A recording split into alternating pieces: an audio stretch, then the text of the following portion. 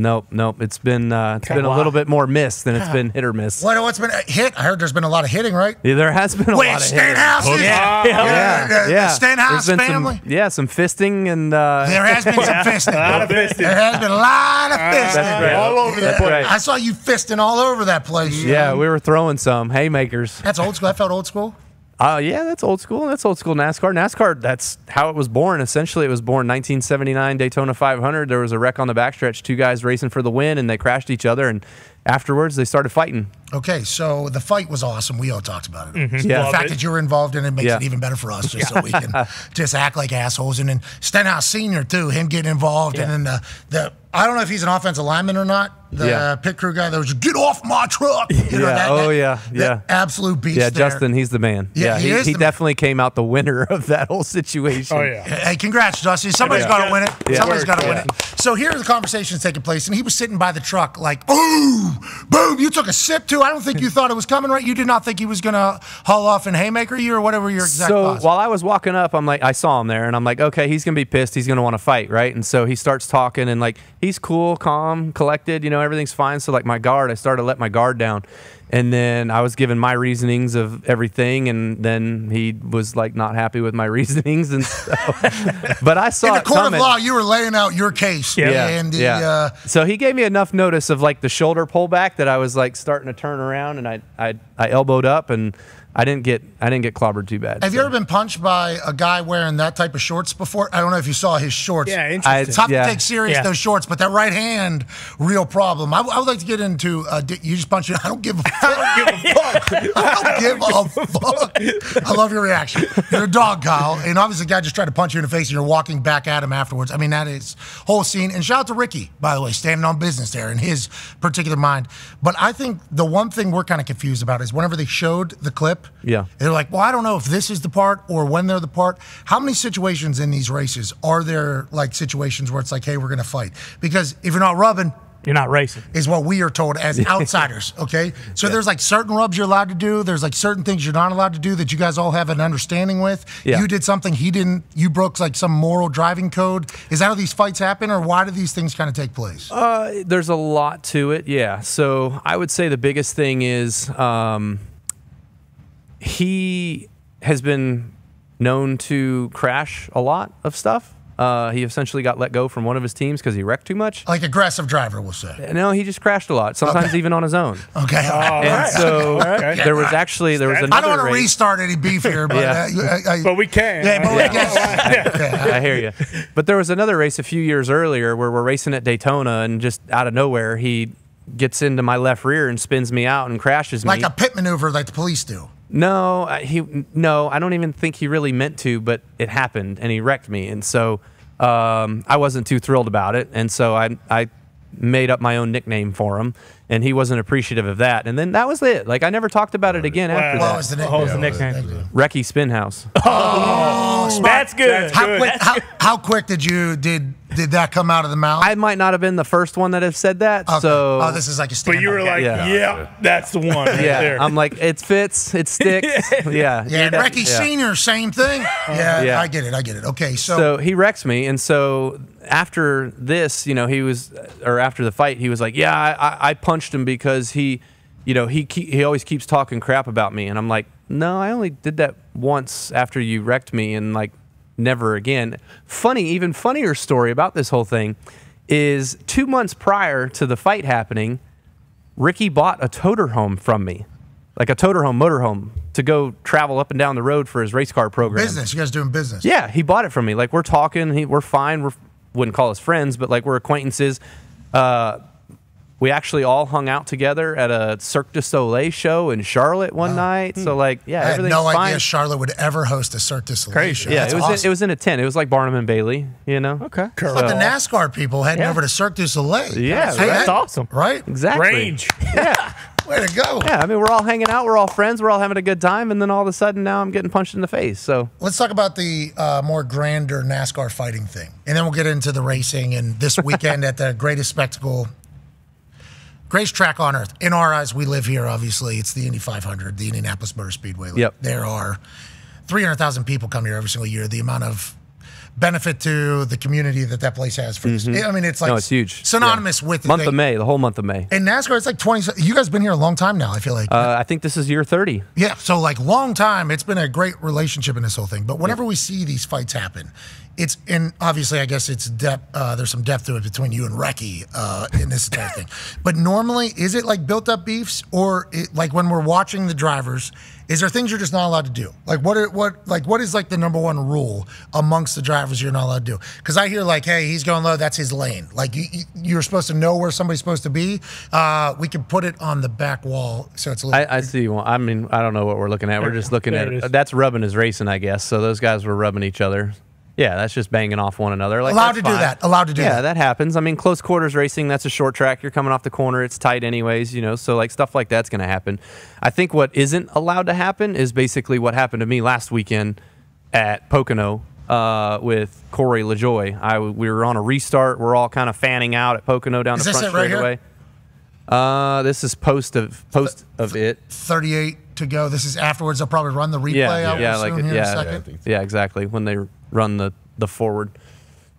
But what's he going to do whenever we see this replay when it inevitably comes here? I think hopefully our guys backstage. We're working on it. There we go. Okay, so here it is. So I'm over to the right. I just shoot off the screen there, and so that's Corey to my inside. And I was blocking him. Well, we're already like 1, 2, 3, 4, 5. I'm the 5th car. I'm 5 wide. And then you'll see down here on the bottom right of the screen, the yellow line will start coming up. And so Corey's like, well, I got to get back on the racetracks. There's a yellow line. And so instead of just blending in behind me and making sure that he doesn't crash the whole field, he clips you. He just clips me. And like, that's like stupid. Like, what are we doing? We're going 190 miles an hour into that corner, and we're going to wreck each other? Yeah, and now you're wrecking 6 other people as well, because obviously at that speed, you're not just going to be able to stop. You're going to be sent elsewhere. It's like when people are walking and you just kick their back leg. You can't do that. In hockey, it's called a slew foot, actually. It's like don't something. Do that. So in driving, that is also a very common thing, like, hey, don't pit maneuver something. And that's the second time he did that this year.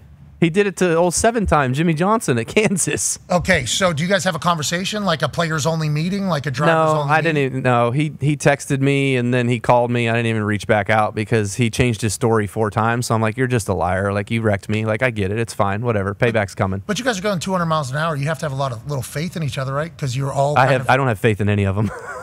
That's really. I mean, that's scary. Individually, terrifying. Yeah. I mean, I've been wrecked 5 out of the last 7 races by somebody. So I don't have faith in it. Maybe I'm just slow and I'm in the way. Nope. And they know I'm slow, so I'm an easy guy to pass. You're kind of Busch. They just want so they're just like they just want to knock me out. And does your car suck or no? You have a good car. Our cars have not been that great right now. We're working on it. I mean, we've come to a lot of things of what we're kind of learning about and figuring out. Last year we were good. Like I joined RCR, we won 3 of the first 15 races or something like that. It was pretty good. And then we haven't won since, so it's been a bit of a dry spell. So we're working on it. And that's not rowdy racing. No. The dry spell is not right, because I've been able, as a very casual, very, very out of the world of NASCAR fan of NASCAR, just been able to openly talk shit to NASCAR fans because of you. Because of the things that I know about you just from our conversations, I've been like, what are we talking about? Is KY out there? Yeah, KY. That's literally all I would say. Yeah. KY's racing. KY's winning. And then more likely than not, you would. You were racing on Saturdays. You were racing on Sundays. You were racing trucks, I think. That's right. At one point, you were literally just winning like every single race. So for you to have this dry spell, I want to let you know it's affected me too. It is. Yes. It's making me very sad. Exactly. Okay, so at the Indianapolis Motor Speedway, massive oval. Yeah, big oval, 2.5 miles. Yeah. So is this an aggressive driving track for NASCAR? Because obviously IndyCar is a whole different racing strategy than NASCAR is. Yeah. With the way they're built. What is the driving style like for the Brickyard 400 on Sunday, and what should we be looking for? I mean, restarts are going to be tough for sure because and that was probably part of the reason why Corey was so aggressive on the restart last week is most of your positions are made within the first lap of a restart. And then after that, we kind of all get singled out and kind of spread out because these cars don't allow you to race very close to each other in dirty air. So you're going 190 miles an hour down a straightaway. You get to 120 miles an hour through the corner at the Brickyard. And for your car to follow in the wake of the guy in front of you, it wants to blow out from behind it because there's no downforce on it. It's not pushing the car in the track, so it wants to just take off. So everybody wants to make all their ground up as much as they can, as quick as they can, and then because once it singles out, you can't catch that guy in front of you. So that's why restarts are chaotic. Restarts are chaotic. How Exactly. many restarts a race are you guys expecting to have? I mean, you already have the stage break. So you have the stage 1 will end. We Stage hate that 2, or not? Like, a lot of people don't like stage racing. I think it's hard for me to care. Yes. Like if I turn on we're on stage 1, I'm changing channel. Like, you know, like, Yeah. and I don't think that's what NASCAR wants me to do. I assume NASCAR fans are sticking with So it. if it's stage 3, you're going to stay tuned in? Bingo, because I'm like, okay, we can actually. Okay, but if it's just a standard race and it says 250 laps or whatever it is, and you turn on and it's like lap 20, are you I'm going to? probably going to my phone. It depends on what else is on. Keeping it on, but on your phone. Yeah, but whenever I see this is 1 of 3, and then they're like, we're going to take a break pretty much. It's like, okay, this is episode 1. Yeah. I kind of want to get to the finale of it. This is good. This is good. That's Right. just mentally, I think, I don't know if I'm the only person that views it that way, but it's like 1 and 2 of 3. It's in anything is hard to like kind of take So a hockey game, you doing the same thing? If it's, period 1, period 2, period 3? Yeah. No, I'm watching hockey. You're watching hockey? Yeah, Kyle, no offense. There's not even straight away. We're not all kind of saying. What do you think the hockey game? Yeah, we're not waiting for restarts there. You know, hockey. Sticks on ice. Yeah. We got McJesus kind of doing his thing, although he doesn't like being called that. But I just like the stages came in because people wanted you guys to be more aggressive earlier in the race. Is that what it was? Or so years ago, NASCAR would throw phantom cautions whenever they wanted, whenever they thought the race was getting boring.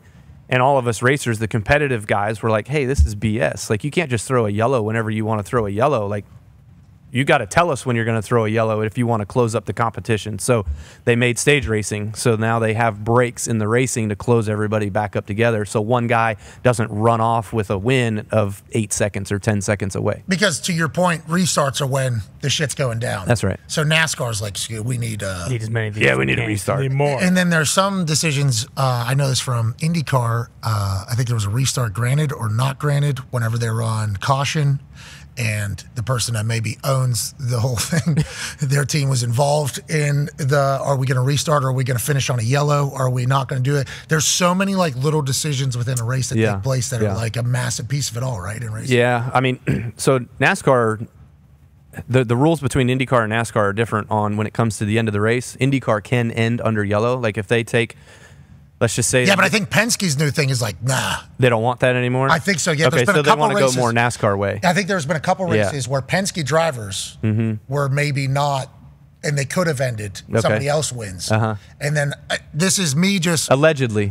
This is me trying to remember headlines and drama from the IndyCar world. Sure. Because Penske buys. Very smart, by the way. You've seen us be sued multiple times. Is that what all this is? Is this all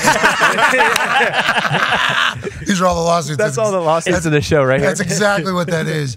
But I think like it used to maybe finish under a caution, but then I think Penske with like his leadership now over the Speedway, the 500, the league, I think, and everything. Yes. I think they're trying not to do that. Okay. Now. Yeah, And it because might we have don't end benefited- under yellow. Okay, good. Which you shouldn't, I don't think. Right. Ultimately, it comes down to just being faster. You still got time to piece it together, too. We're only halfway through, and maybe the Brickyard is where the whole team and everything comes together That'd be sweet. properly. What are, like, all these crashes? 5 out of the last 7 you've been crashed? Yeah.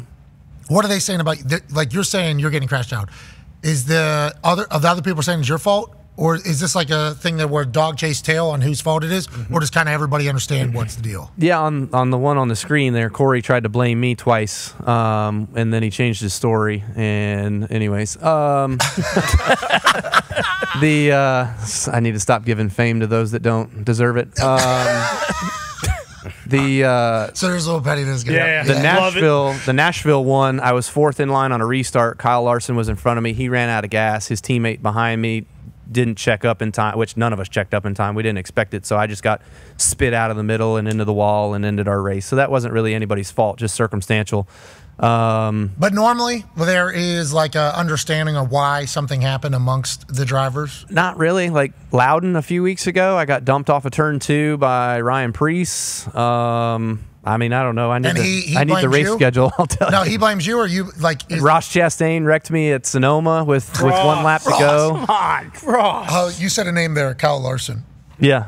You guys all, he's good, huh? He's really good. Yeah. Kyle's probably one of the best that's out there right now, for sure.